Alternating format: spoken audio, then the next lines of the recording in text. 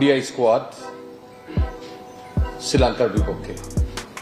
শ্রীলঙ্কার বিপক্ষে চমক দিয়ে দল ঘোষণা করল বিসিবি। একাদশে ফিরল অনেক পুরনো মুখ। দর্শক, বিস্তারিত জানতে ভিডিওটি না টেনে সম্পূর্ণ দেখার অনুরোধ রইল।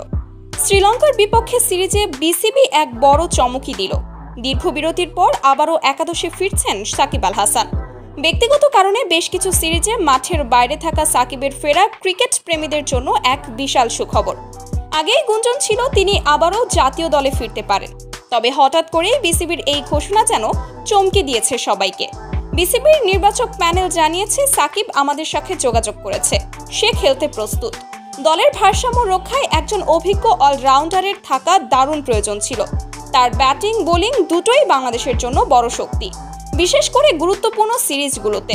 শ্রীলঙ্কার বিপক্ষে এটাই হতে পারে সাকিবের আত্মপ্রকাশের মতো প্রত্যাবর্তন, কারণ তার অভিজ্ঞতা, কৌশল এবং নেতৃত্ব গুণ দলের তরুণদের জন্যও হবে প্রেরণার উৎস। দীর্ঘ সময় পর মাঠে নামলেও সাকিবের ফর্ম নিয়ে বিসিবির আশঙ্কা নেই বললেই চলে।